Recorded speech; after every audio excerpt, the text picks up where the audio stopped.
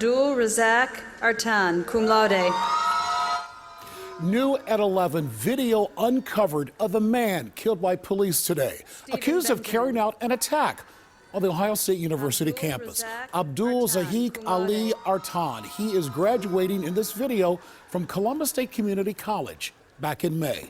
Good evening, everyone. I'm Mike Jackson. I'm Colleen Marshall. Thank you for joining us. We are learning more about the man who investigators say was behind the violent attack at the OSU campus. Our team coverage continues tonight. Audrey Hassan is going to be with us in just a few minutes.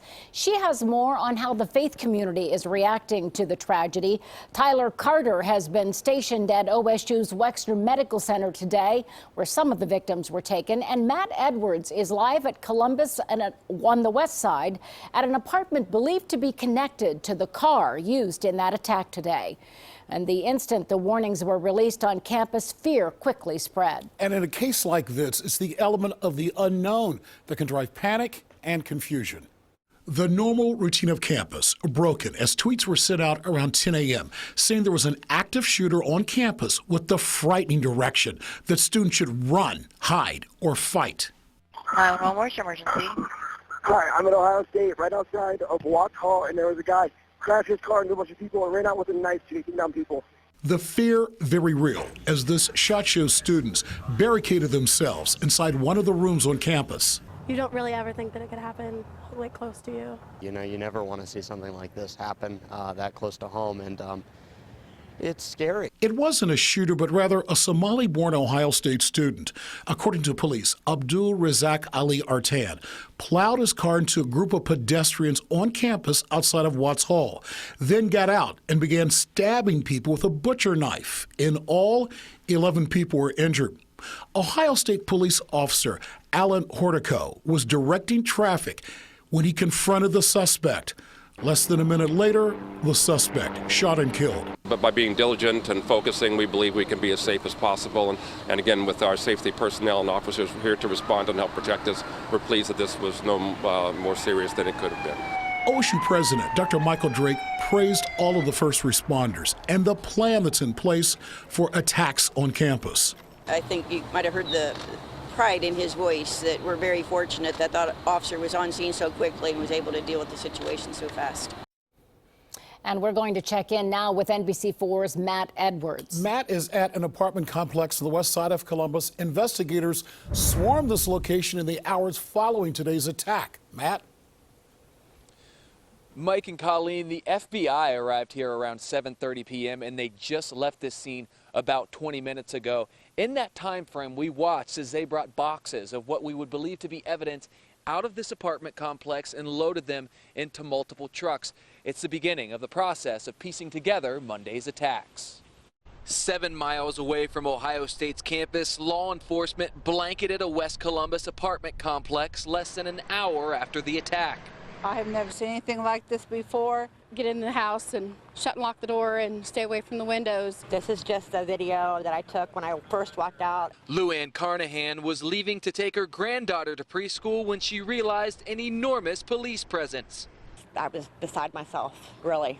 Law enforcement shut down an entire street as they began searching the apartment for clues as to how and why Abdul Razak Ali Artan attacked OSU, sending 11 people to the hospital. I talk to that boy almost every day. Fairly decent person. I mean, he spoke when spoken to, had very nice mannerisms, wasn't rude, wasn't disrespectful. But Monday night, that boy with nice mannerisms was dead as federal agents combed over the apartment he's believed to have lived in. It sickens me. It sickens me very much so. Federal authorities just executed a search warrant within the last half hour. They finished up. Sources telling NBC4 this evening that it took them about 10 hours to get down here and do so. Again, sources telling us that took so long because they wanted to make sure any evidence they did find could not potentially be challenged in court. On the west side of Columbus tonight, Matt Edwards, NBC4. Thank you, Matt. We do have more insight tonight into a possible motive for today's attack. Just hours before Artan slammed a car into that group of pedestrians, an anti-American rant was posted to his Facebook page.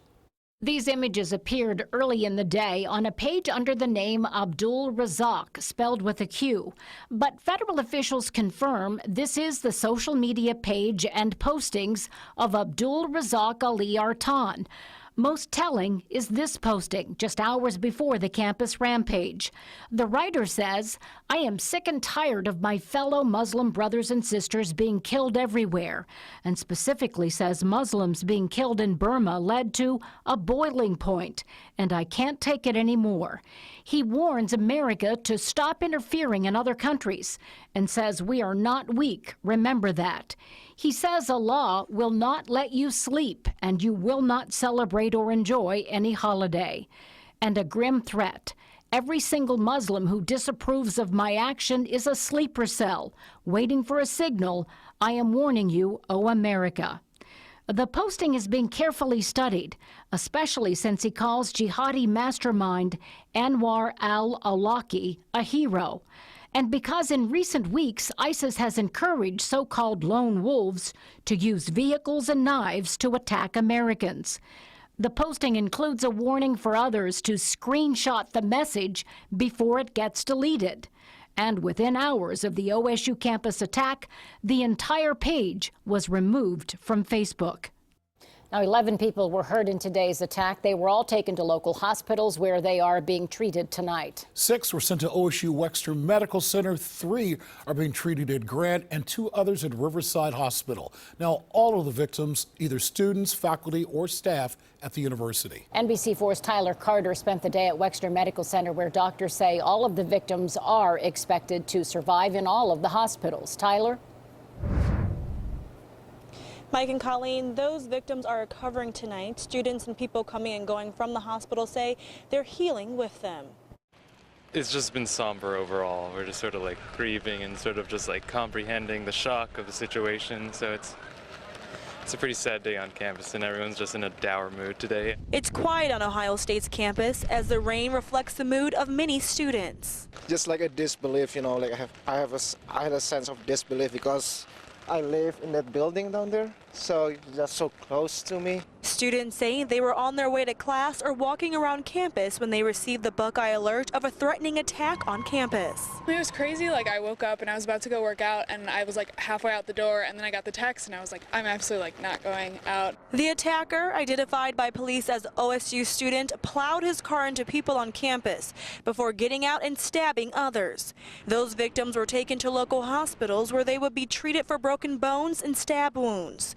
Students say they are praying for the victims and the entire Buckeye community and want to thank campus police for keeping them safe. I know that if like any of my friends or any of my classmates need help or like just need someone to talk to, like I'll be there, and I know a lot of people will be there for other people as well. I feel safe when I see the police officers on our campus. I feel proud of them. I just want to say thanks to all of our brave law enforcement here. The university says classes will resume for students tomorrow, but some students I spoke with say their teachers are giving them the day off, giving them the chance to heal. Live at Wexner Medical Center, Tyler Carter, NBC4. Thank you, Tyler. Eyes around the nation were on Columbus today. That includes President Obama. He was briefed on the situation at OSU by his Homeland Security advisor in the morning. He asked for continuing updates on the investigation, and the White House had this to say: there is still a lot of information to review and collect. There's still a lot of information to review and collect. But obviously this is a difficult situation, and our thoughts and prayers with the people of Columbus and the community of Ohio State. President-elect Donald Trump wrote this message on Facebook today, shortly after the news that the suspect had been killed. Quote, "Watching the news unfold at Ohio State University, our thoughts and prayers are with all of the students and administration. Thank you to all first responders who reacted immediately and eliminated the threat on campus." End of quote. Several prayer vigils and prayer services held tonight as the Ohio State community comes together to support the victims of that violent attack on campus today. St. Stephen's Episcopal Church and University Center on campus held a vigil earlier this evening. NBC4's Audrey Hassan is live there now. And Audrey, was there much of a turnout tonight? Yes, Colleen, you know, there were a number of religious leaders from various denominations that came together here at St. Stephen's to provide a safe, open environment for a number of students and members of the community to feel free to share their emotions and fears as they try to heal from today's tragedy. Students gathered at St. Stephen's Episcopal Church and Community Center on this rainy Monday night to find solace as they try and make sense of the tragedy that occurred just a few blocks away. It shakes you to know that, you know, our church is a block and a half from here. And these things can happen without warning. And so a lot of the students need to be reassured right now that God is on their side. Regardless of religious denomination, the Vigil aimed to provide a peaceful place for all to feel welcome as they lift their thoughts and prayers for the victims of today's attack. The church or the synagogue or the mosque can be a place of love and peace and reconciliation, not hate and fear. The suspect, Abdul Razak Ali Artan, is a man of Somali heritage, and much like the sentiments of religious leaders at the Vigil, Somali leaders came together tonight at the Ohio chapter of the Council on American Islamic Relations to address the tragic event. The members of the Muslim community here in Ohio and the Somali community as well stand in solidarity with our fellow citizens and with members of the Buckeye Nation. We reject any act of violence done based on any reason. There's no justification for an act of violence like this. Religious leaders told me that they were actually going to stay after the vigil for anyone seeking individual counseling, and also Ohio State has their Center for Counseling Services available for students to call, and they can call 614-292-5766 to schedule an appointment if they need that individual counseling as well. Live here on Ohio State's campus, Audrey Hassan, let's go back to you. All right, thanks so much, Audrey. Facebook activated its safety check feature after the attack at Ohio State. The feature allows people who live in an area around a crisis situation or a catastrophic event to let friends online know that they are okay. The safety check has been activated dozens of times this year, but this is the first time connected to an attack on a college campus. Safety check rolled out in October of 2014. Its first major deployment came in April of last year. It was used following the earthquake in Nepal. We know the attack at Ohio State might have been much worse had it not been for the heroic actions of one police officer. Here tonight to talk about the training aftermath of a tragedy like this, we're joined by Dr. Patrick Oliver. He's a former police chief in Cleveland and Grandview Heights. Thanks for joining us tonight, Doctor. We appreciate it. Appreciate you having me on. Your first thing, your assessment of the situation at Ohio State and your evaluation of the officer involved. The officer involved did a tremendous job. He saw the individual driving over people, getting out of his car, stabbing people with a butcher knife. He confronted him, gave him a verbal command. The person didn't comply. He shot and killed him. He ended the incident. It happened very quickly. He went above and beyond the call of duty. Ohio State has an active shooter a plan in motion on campus. Are you surprised that more schools don't have something like this already in place? Every university needs to have something like this in place. And Ohio State University has it because they're an internationally accredited agency. So they have an all-hazard plan to deal with a terrorist incident, emergency or disaster, or any type of critical incident. Every university needs to have a plan like this in place. And they need to communicate it to students, faculty, and staff. Doctor, you have more than nearly 30 years in law enforcement. Walk us through what goes through the mind of a law enforcement officer when you're in a situation where you realize you may have to take someone's life. Well, your training kicks in, and it overcomes the fear and the emotions that you have if you're trained well. That's what really should happen. And so every law enforcement agency has use of force training on an annual basis to confront any use of force incident, especially deadly force. They're trained to deal with the active shooter, and that training should kick in. We only have about 10 seconds left, Doctor.